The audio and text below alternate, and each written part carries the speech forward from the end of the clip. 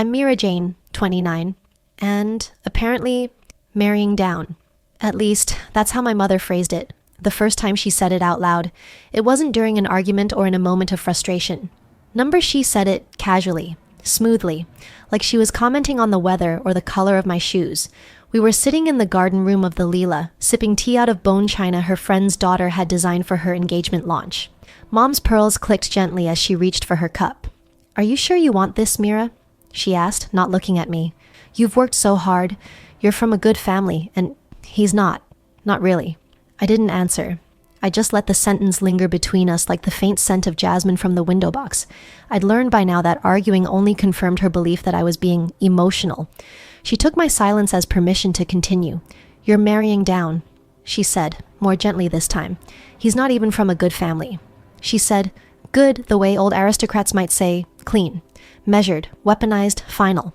I stirred my tea, let the spoon clink against the edge, once, then twice, then I placed it down and said nothing. Because what was there to say? My mother had already decided the shape of my life and was now disappointed that I hadn't obeyed. But that was just the start. 2 weeks later, I walked into the house on a Wednesday earlier than expected and found her in the sunroom with my aunt and my older sister, Ria. All three had portfolios open in front of them. I thought it was wedding planning. I was wrong. Aunt Illa was mid-sentence. "If we just delay things, maybe she'll come to her senses. We can say the venue has issues. Or," my mother interrupted, her voice tight but pleasant, "we speak to the lawyer. If she insists on marrying him, the trust clause will be void. She'll understand consequences better that way." Ria made a face. She always was stubborn, but she listens when money's involved.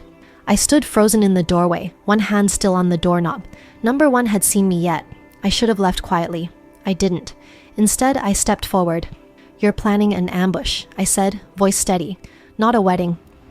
3 heads snapped up. My mother blinked once. "Mira," she said carefully, "you weren't supposed to be home yet." I smiled. "Clearly."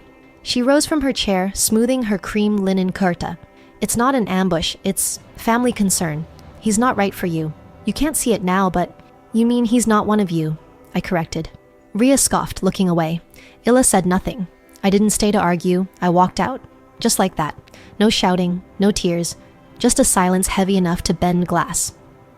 At the engagement party the following weekend, it got worse. It was hosted at my parents' estate, all done up in cascading marigolds and soft fairy lights.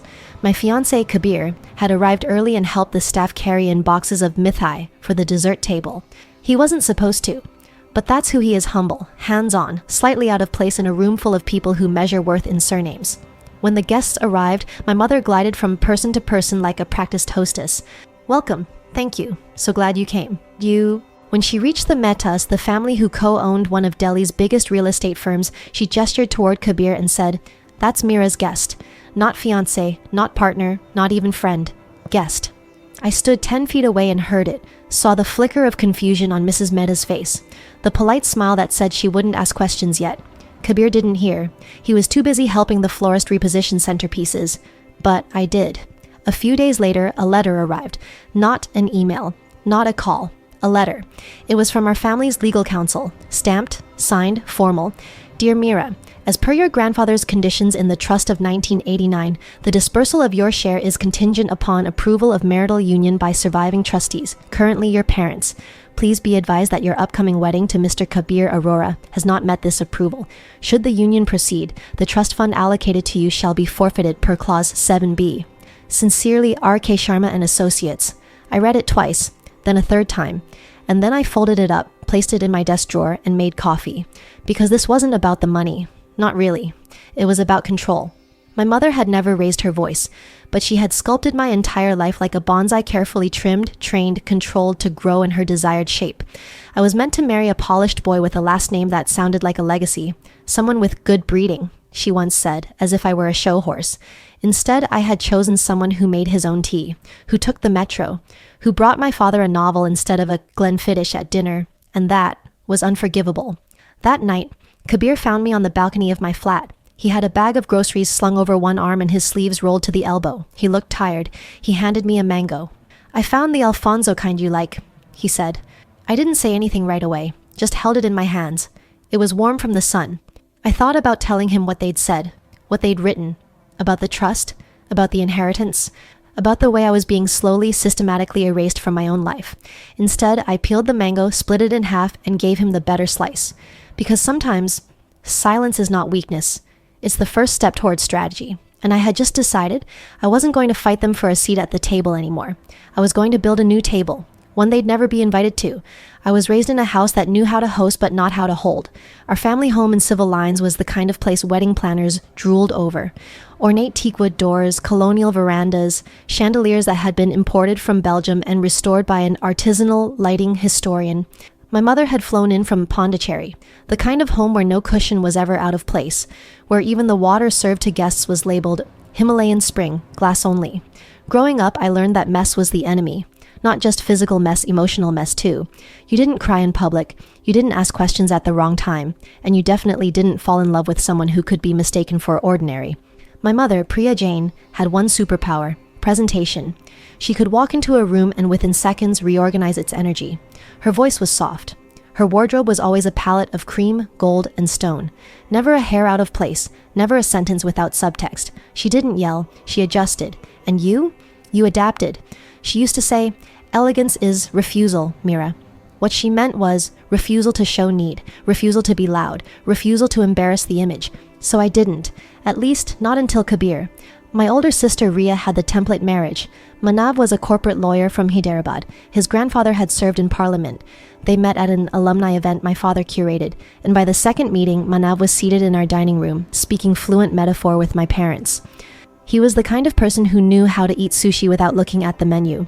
He wore his shirts like they were tailored even when they weren't. When Ria got married, the India Today lifestyle insert covered it. 6 pages, feature on her Taran Tahiliani lehenga.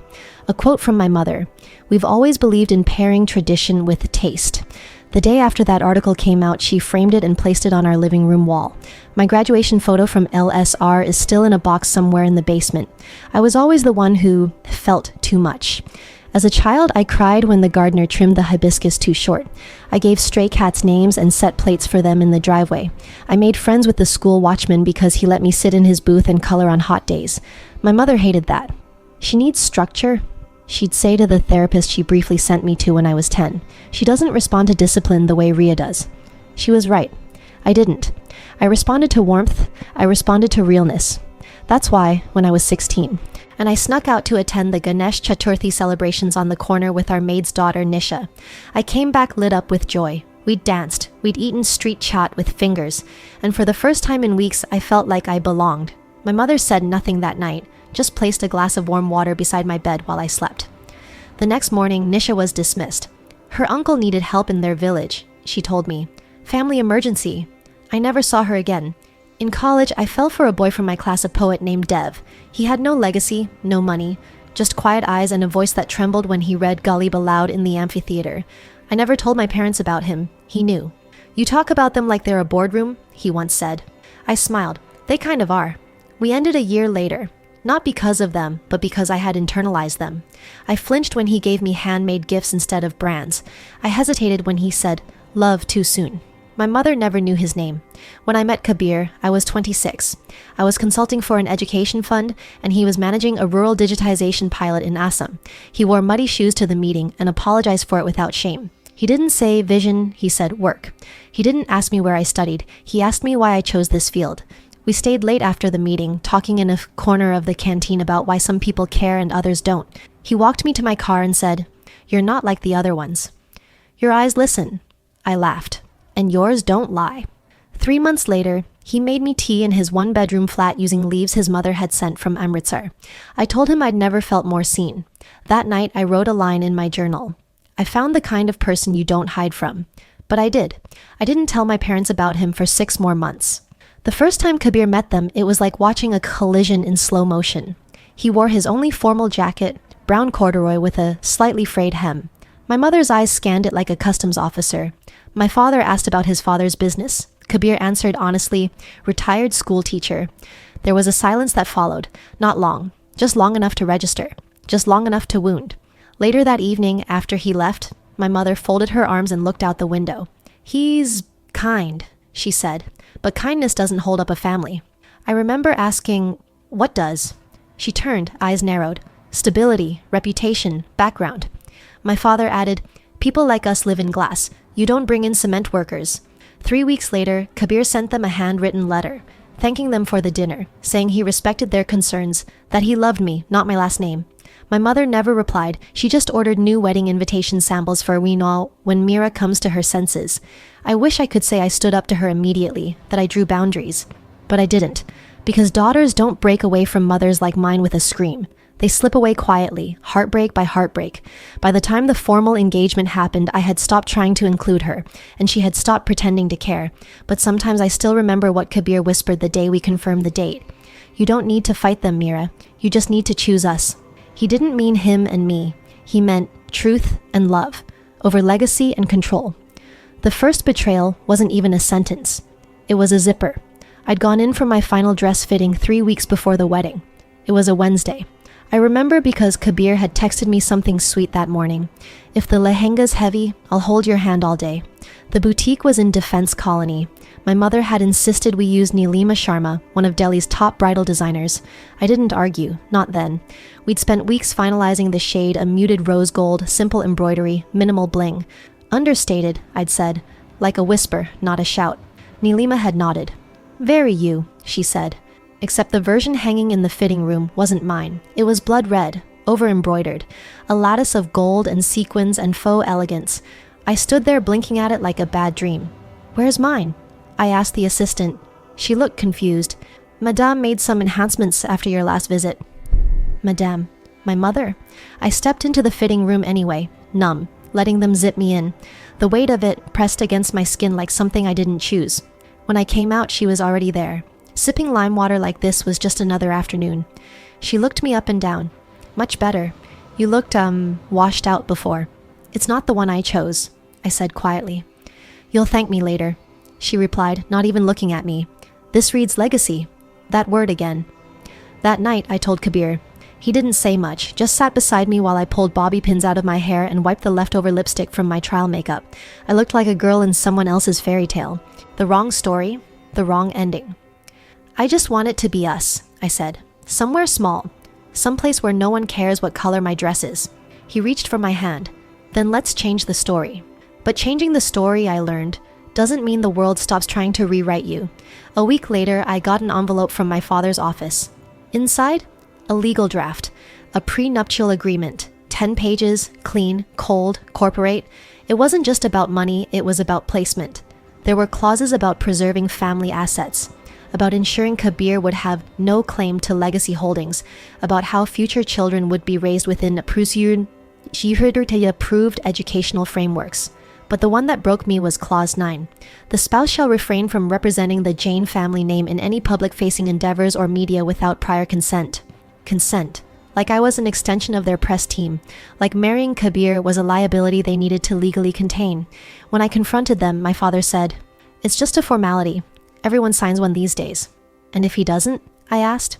He didn't answer. My mother said, "Then maybe he's not as serious as you think." I left the papers on their dining table, unread, unmarked.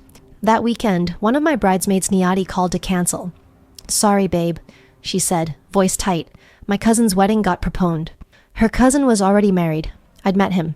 The next day, Simran dropped out too. Stuck at work? She was in HR, at a company that owed me favors.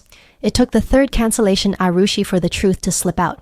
"Look," she said, "your mom, she called us. Said things were shifting and that we should be flexible in case the event changes." Changes. She made it sound like you weren't stable right now. That word. Again. I thanked her, hung up, then sat on my kitchen floor for 30 minutes. Kabir found me there, hair messy, coffee cup untouched. His silence wasn't awkward, it was respectful. After a while he said, "They want a show. Not a marriage." I nodded. "They want a prop, not a person." Another nod. He crouched beside me. "So what do you want, Mira?" I didn't know how to answer that. Not then. The cracks kept growing. My mother sent edited versions of our wedding invitation to the printer, the ones where Kabir's parents' names had been moved to the second page, small font, under vendor credits. When I objected, she smiled. "Oh, it's just a layout." Everything, with her, was just a layout. Her edits, her cuts, her silences, but the worst came quietly. It was a Sunday evening. I was at Kabir's place, curled up with a pile of vows I was writing longhand when my sister Ria called. Did you know Mom sent your engagement photos to Varun? I sat up. What? Varun, she repeated. Your ex, the one from Singapore. Apparently he's back. Mom told him you were having doubts. My breath caught. She said you'd probably come to your senses and he should keep the weekend free. I couldn't speak. She didn't tell me to tell you, Ria added, but you deserve to know. I thanked her. Then I hung up and turned to Kabir, who had heard everything. He didn't ask what I'd do. He just said, you know what's funny? If she could see where I'm headed, she'd beg for a front row seat. I looked at him. He smiled. She doesn't know the convoy's already been ordered. I didn't know what that meant. Not exactly, but I held on to it. Because sometimes dignity isn't in the fight, it's in the planning. I didn't tell Kabir about the second venue right away. I just bookmarked it quietly, privately on a late Tuesday night while sitting on my kitchen counter, sipping cold coffee that had gone stale 2 hours earlier. My phone screen lit up with photos of the Clay House, a quiet modern property outside Jaipur with sandstone walls, tall arches, and gardens that smelled like wild lemongrass. No chandeliered ballrooms, no red carpets, no 20-foot floral installations, just space. Space to breathe, to build. Space where I didn't have to shrink myself to fit someone else's idea of grace. I emailed the owner that night. Subject line, contingency hold. No explanation, just dates and a deposit. Because I was done asking for permission from anyone. Around that same time, I began writing again. Not poetry, not vows, just letters. I called them letters to no one. They lived in a private folder on my laptop, titled, For When They Ask.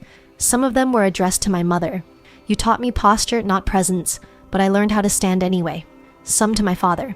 You guarded the vault so fiercely you forgot to see who was outside it still loving you. Some to myself. You will not be a cautionary tale. You will be a story no one saw coming. They weren't revenge. They were release. A week after the dress-fitting incident, Kabir invited me to lunch. Not dinner. Lunch. A weekday afternoon. Strange timing.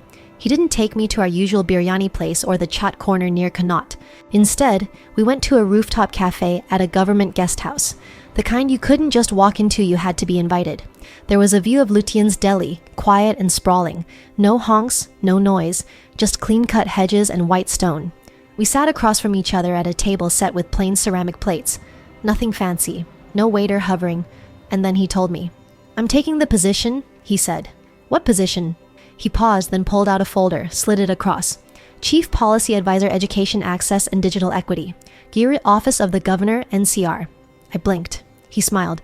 It's been in process for 6 months. I didn't want to jinx it. My first reaction wasn't excitement, it was sadness. Not because I wasn't proud. I was. But because I knew what this would look like to my family. Now he was acceptable. Now he was interesting.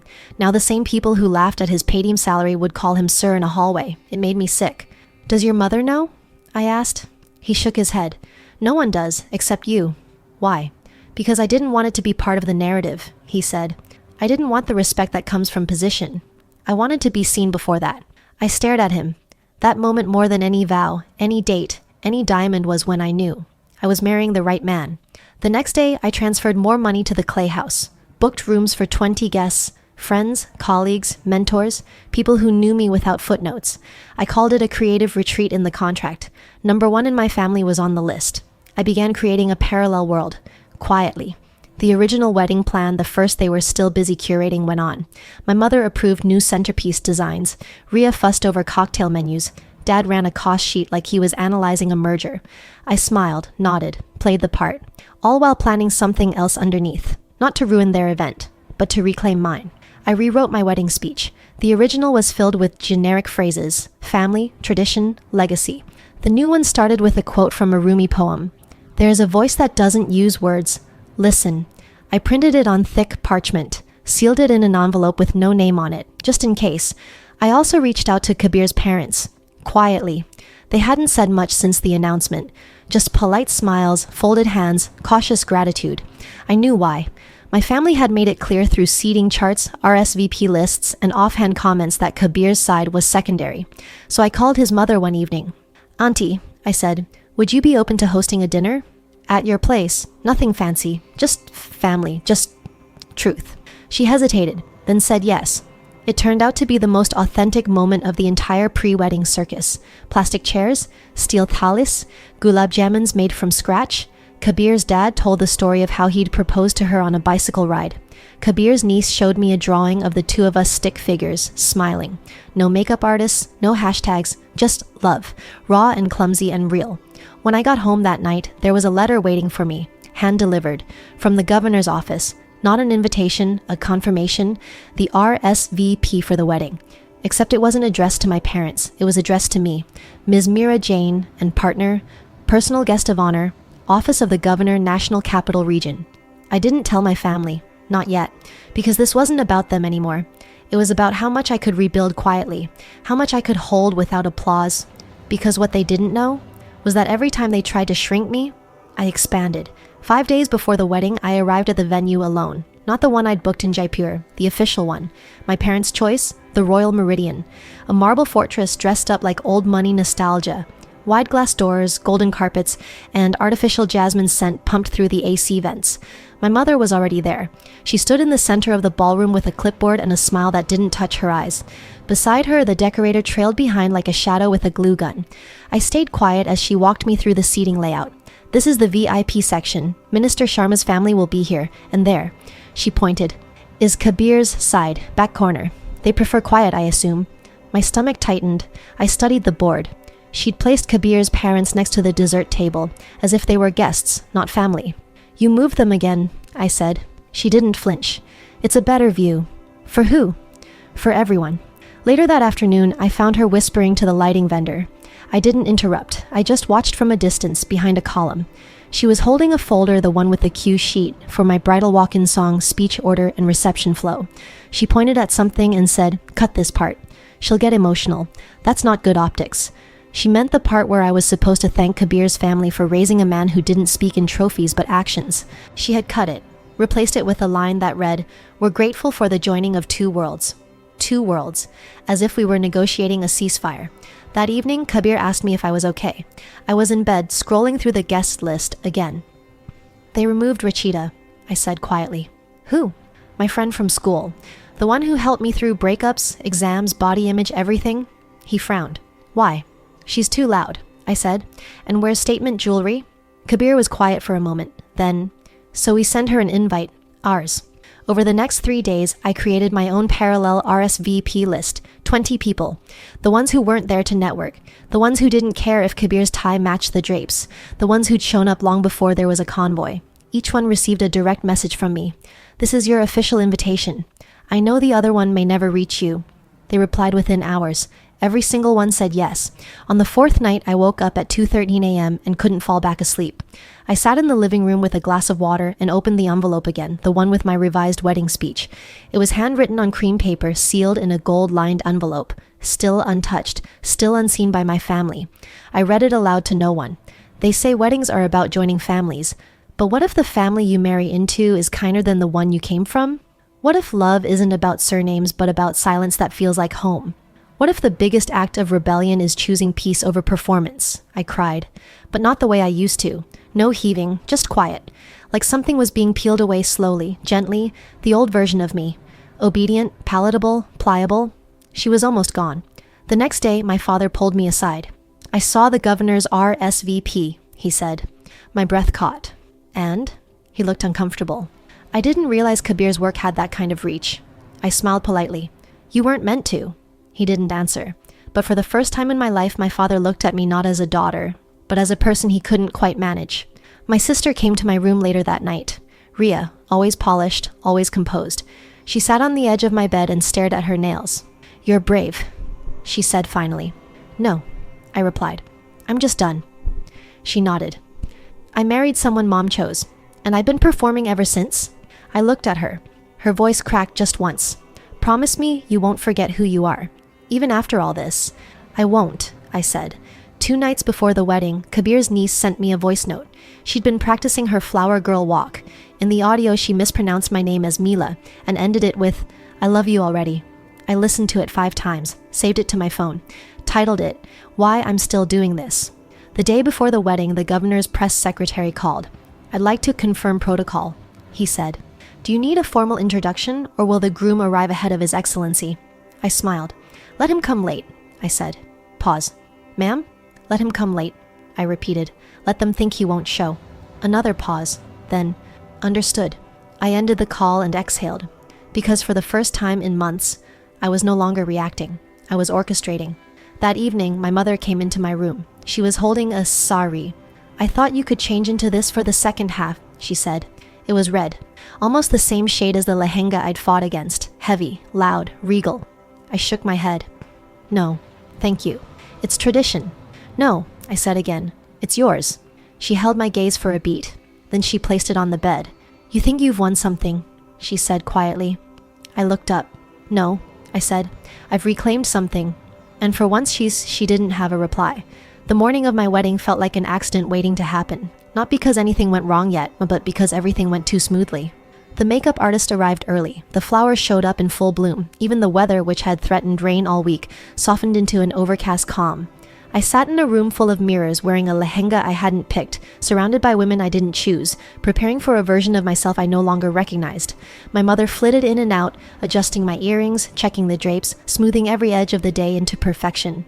"You look lovely," she said, placing a pearl pin in my hair. I didn't respond, because I wasn't here for compliments. I was here to watch the story shift. Downstairs, the guests began to arrive. The guest book at the entrance had been embossed with our initials MJ and KA in gold cursive, the kind of touch my mother called timeless. Aunties in chiffon saris stepped out of imported SUVs, clutching designer clutches. Uncles with thinning hair and rising shares kissed cheeks and exchanged sly barbs about who hadn't been invited. Kabir's side arrived quietly. No pomp, no loud banter, just small smiles and respectful nods. I watched from the bridal suite balcony as his father helped his mother out of the car. She wore a soft blue sari, simple silk, with a border I recognized. Kabir once told me it had been his grandmother's. The planner directed them to their seats the far corner again. This time, they didn't resist.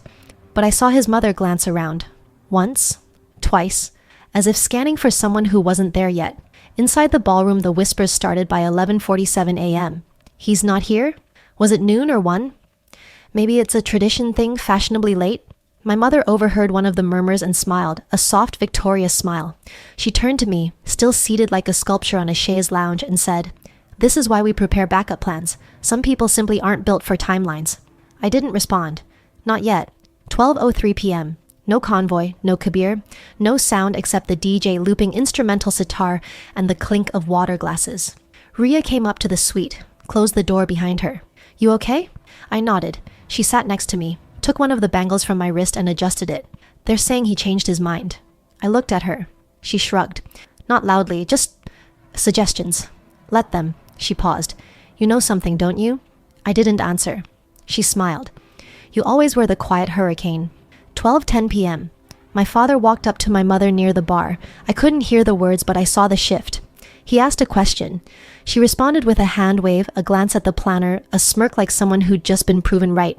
Then he looked at me, just briefly, and for the first time, looked away first. 12:18 p.m. I stood up. The planner rushed over, flustered. "Not yet, ma'am. The groom's team hasn't... I'm going for a walk." "Ma'am?" I didn't repeat myself. I stepped out of the suite, down the staircase, into the hallway where the main door stood open. The breeze had picked up slightly. Outside, the air smelled of mogra and dust. Inside, the murmurs were now louder than the music. 12:21 p.m. A low hum. Not music, engines, not one, multiple. The sound rolled in like a tide, slow at first, then swelling. People looked toward the entrance. First, a black SUV pulled in, followed by another. And then, a third car, white, with a small flag on the hood, the governor's seal. People stood, phones raised, eyes widened. My mother froze mid-step near the center aisle. The planner fumbled with his earpiece. That's not on the schedule." "Exactly." The convoy stopped. The doors opened. First, a few security officers stepped out, scanning the perimeter. Then Kabir, wearing an ivory sherwani with no gold, no embellishments, just a small Nehru collar and a pale rose pocket square.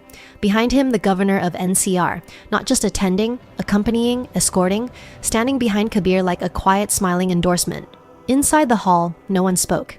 They stared, not at the governor, at Kabir, because this wasn't a +1. This was power. Not the kind my family curated, old, inherited, artificial. This was earned and undeniable. My mother recovered first. She stepped forward, hands folded, smile ready. "Welcome," she said. The governor smiled politely. "Lovely setup." Kabir walked past her without slowing down. Not rude, just focused. He looked straight at me, and in that moment, I remembered what he'd said weeks ago. Let them think I won't show. Let them watch. Then let them never forget. He reached the base of the stairs, offered his hand. I took it. The room remained silent, and as I descended step by step, I felt it. The shift. Not just in the air, in them.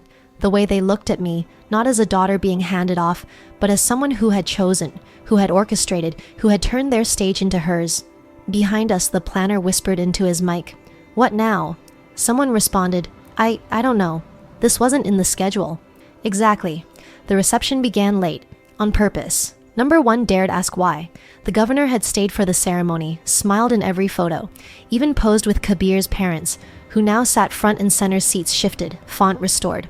My father had made the correction himself. Kabir and I changed upstairs, he in a slate gray bandgala, I in the cream silk sari my mother had tried to replace. I didn't wear the red. I didn't even carry it. As we walked into the reception hall, I noticed the photographer subtly adjusting his angle. He framed us differently, now centered, not staged.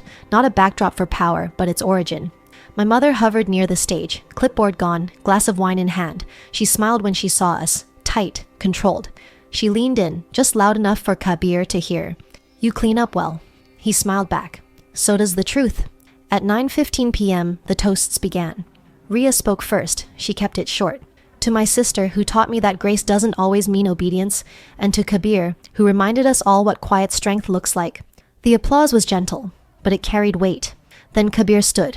His speech was simple. He thanked his parents, thanked mine too, without irony, without warmth, just acknowledgement, and then he stepped aside.